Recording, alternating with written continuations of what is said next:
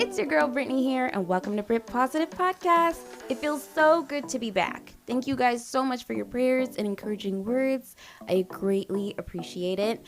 I am still recovering, but day by day, I'm getting better. Thank you so much also for tuning in. I hope everyone is having a great Tuesday. To keep up with us here, you can follow us on Instagram and Twitter, and you can listen to us on YouTube and Podbean. Now, if you are listening to us on YouTube, then click that subscribe button and notification button as well to get notified to see when we have posted.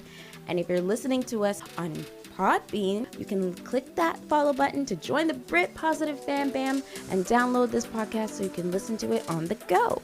Now, we have our Brit Positive quote of the day, which is, see the possibility, not the problem.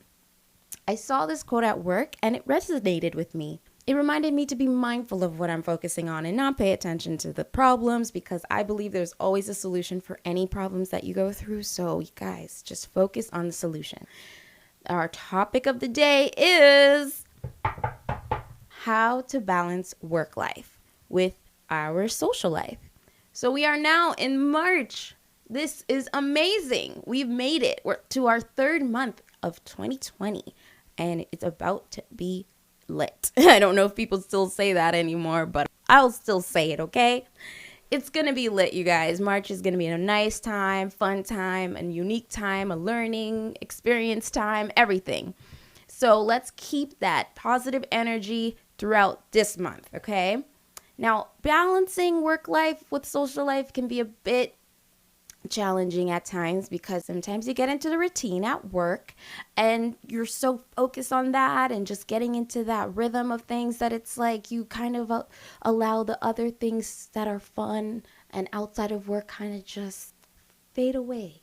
But we're not going to do that, because I believe having a balance in social life and work life is a possibility. You just gotta make the time to do it. So let's look into this. I came up with a few ideas here that you guys can maybe try out and see if it works for you or not. These are things I find worked for me when working all the time and trying to balance a social life. So here we go.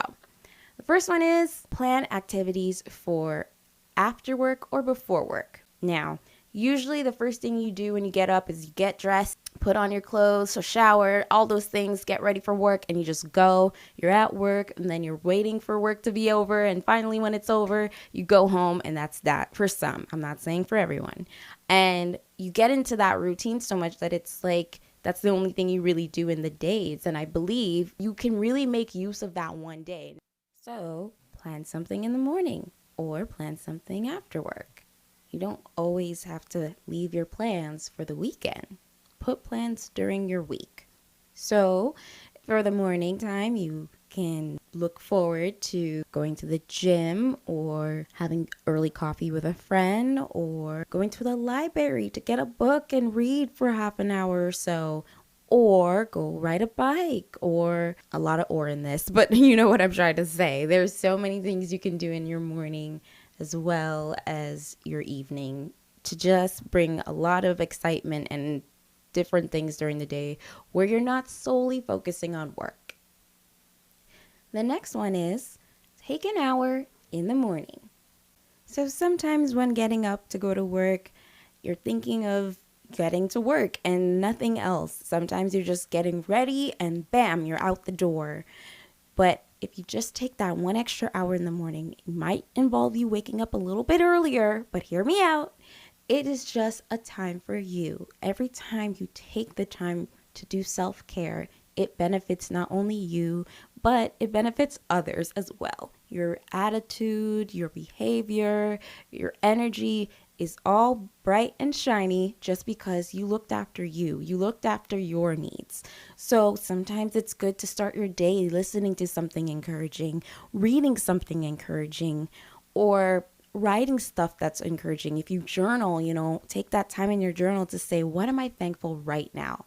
When you look at things that you're thankful for and the blessings that surround you, it really makes you feel like you are blessed. It makes you feel like you're a blessed person and you're going to have a blessed day. So do that because it will follow you throughout the day.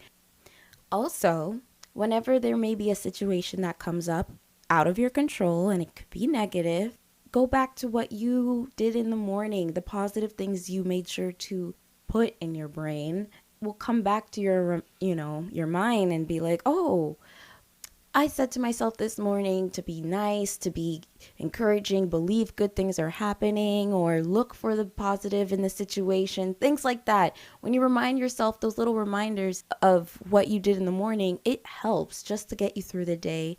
So take time to look for the positive, look for encouraging words to take with you throughout the day so that you can say them over and over through those hard times.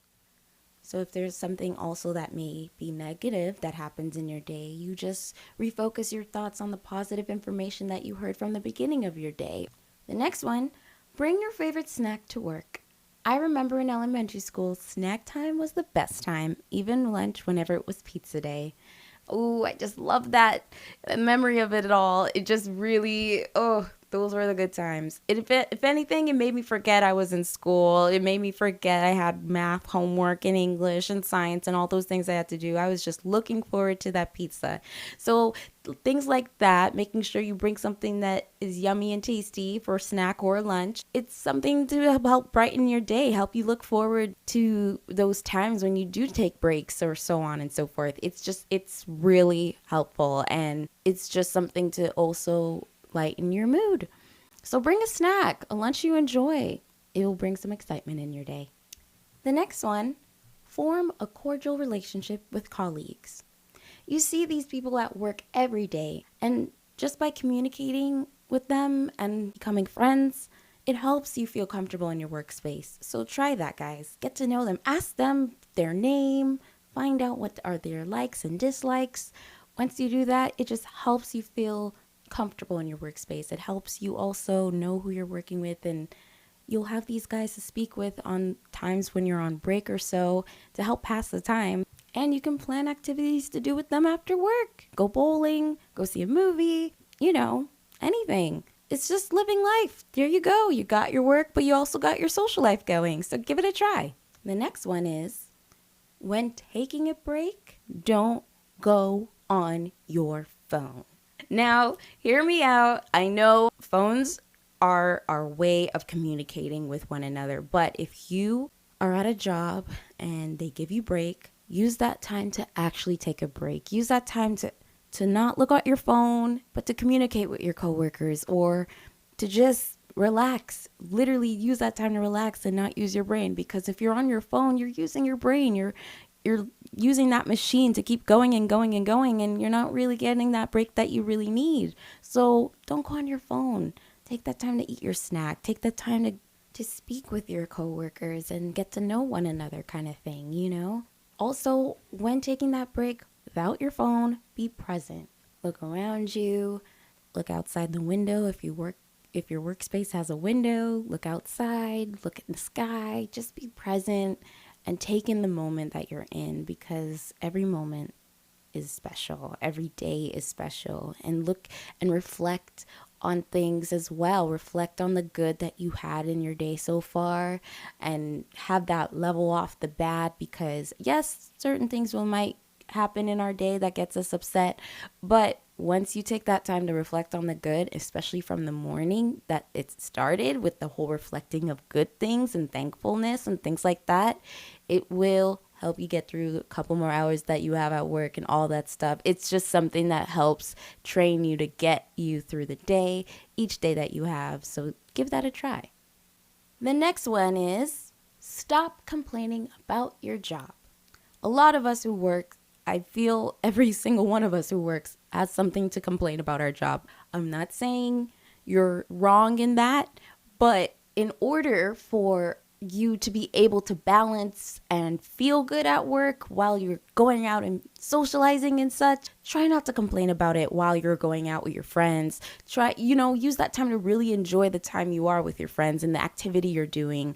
Things like that. Don't go out there complaining about your job, at your job, or after work, things like that. It's just not going to change the situation unless you do something about it. So try not to complain.